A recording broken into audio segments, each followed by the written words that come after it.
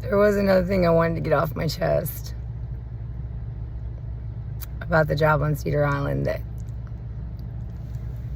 wasn't sitting well with me for pretty much the whole time I was there. And I messaged this recently to someone who works on the island. Within the first week of my arriving there, I know it was the first week because this has to do with Jeremy Edwards, who's the barn manager. And he was only there for about a week after I first got there, before taking off on his 3-month vacation. That I'm pretty sure I was just brought in to fill in the gap while he was gone, and then they were going to look for a reason to fire me right around the time he's supposed to get back.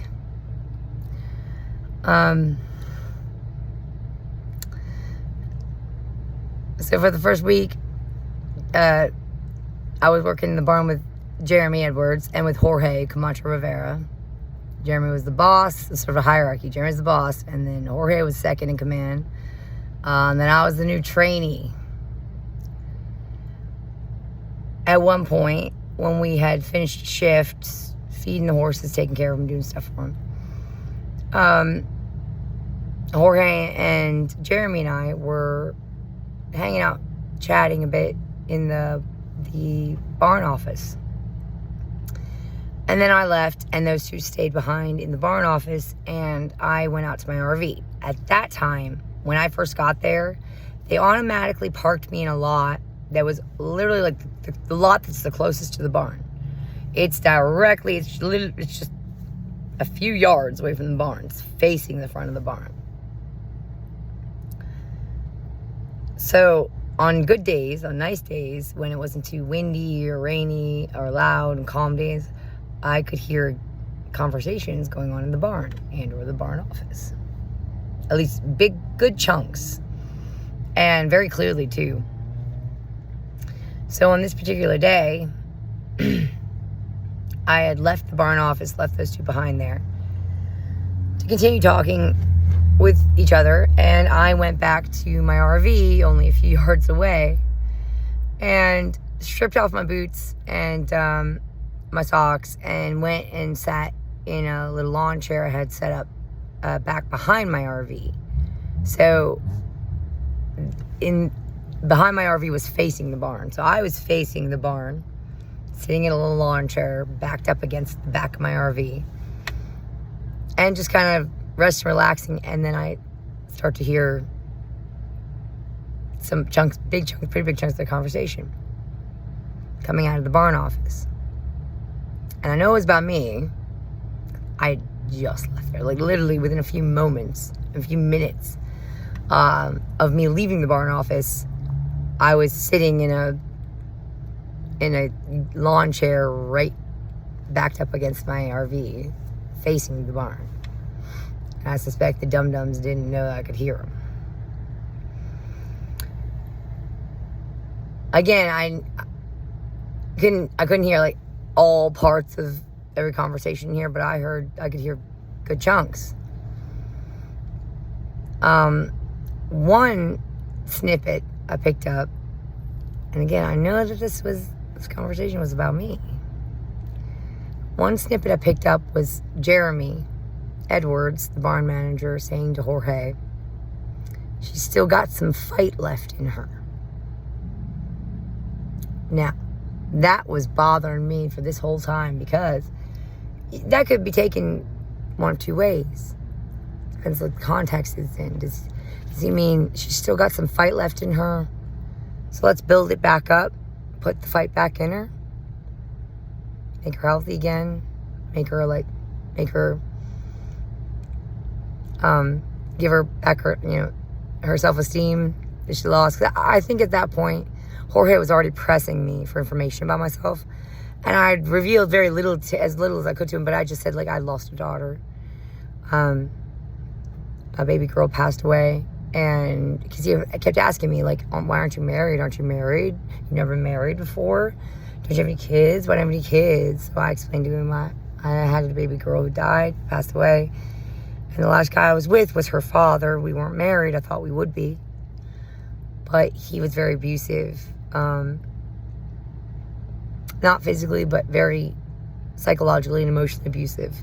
And it was told to me by a relationship counselor with 20 years practicing, who was picked by my ex's mother, that my ex had NPD, narcissistic personality disorder, and that he was using me. He was just promising me things he knew I wanted, so I'd cook and clean for him for free. So he'd get free labor out of me, basically. So this isn't new to me, being taken advantage of by narcissistic men who value their bottom dollar and their wallet over treating people like they're human beings. So I briefly kind of just explained to Jorge, like, no, I've never been married. My last ex, my baby daddy, we broke up just about a year before COVID, 2019. And I've not been with anyone since. And he was abusive, and I just been trying to, get over it. So Jorge already knew that part. I'm pretty sure I'd already explained that part to him. And then I hear this conversation between Jeremy Edwards and Jorge about me in the barn office. And I hear Jeremy very clearly say, she's still got some fight in her. I'm not saying it with the tone he said it. She's still got some fight in her. Like that. And I don't know that he was shaking his head like that, but that's what kind of puts me into the groove of that the tone he was using. Either way, he didn't exactly use a tone that was easy to interpret what he meant by that. So it was like, do you mean you need to build my fight back up? Help me regain my self-esteem? Because I've been trampled on by POS who was using me? Or do you mean that I still have a shred of fight left in me and that needs to be broken down?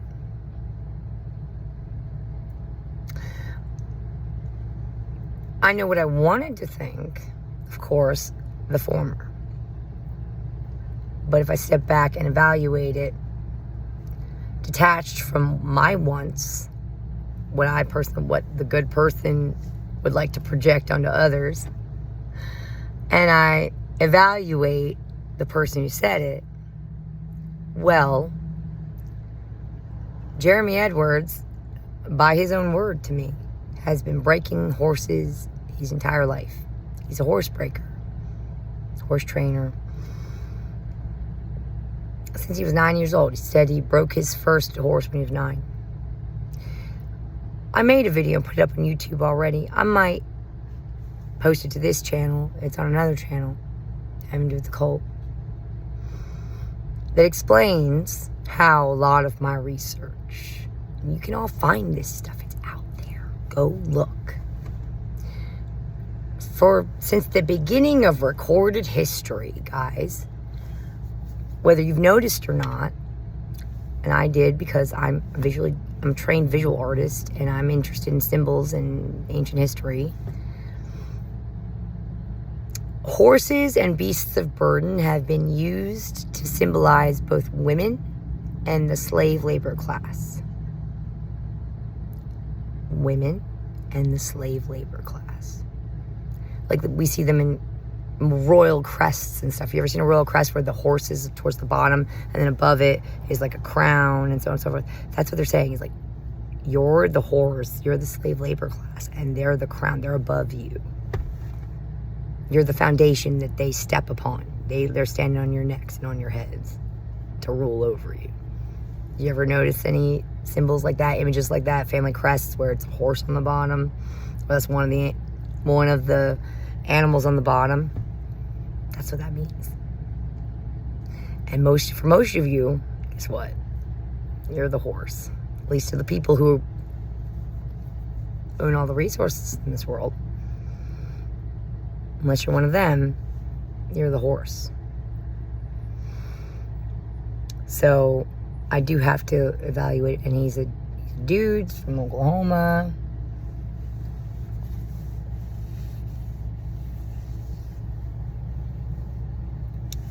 I just have to evaluate it realistically.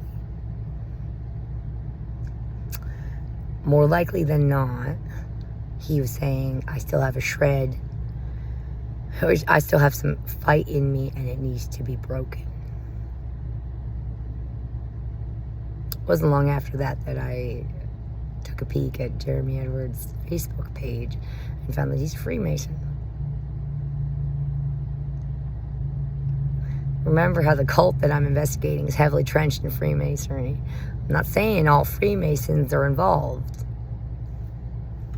Family members on my dad's side, a lot of the males on my dad's side of the family, I believe, going way back, were Masons. But it does seem that there's a group operating within secret societies like Freemasonry and OTO, so on and so forth, related orders, secret orders like that like to engage in hatred of women and abuse of children. And they see women as something that needs to be broken and sort of a dumpster to download all of their nonsense into and their nastiness and their hatred. And they see existence as sort of being something like, that's the formula that's supposed to play out. Women are supposed to be like the sponges that soak up all the nastiness that the men are here to put out.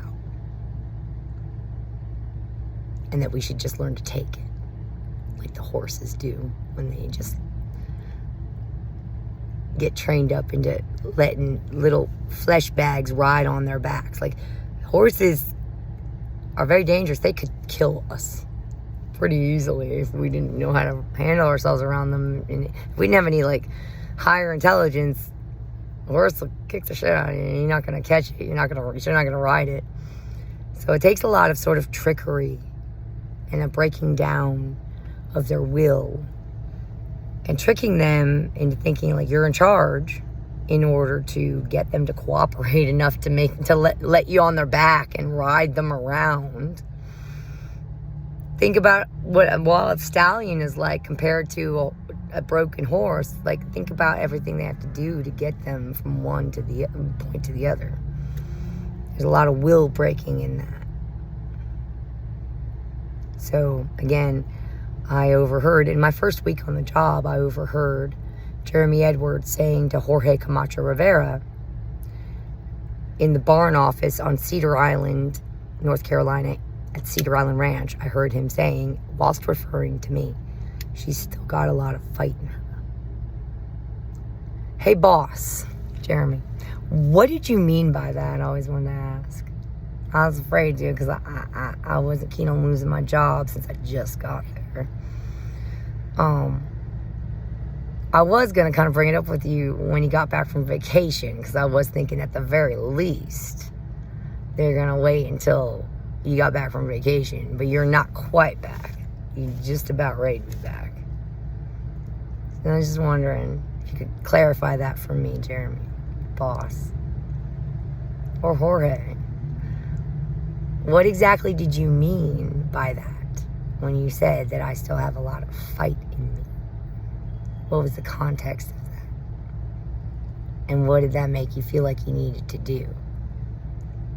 Just wondering. And do you think that you succeeded in killing off my will to fight?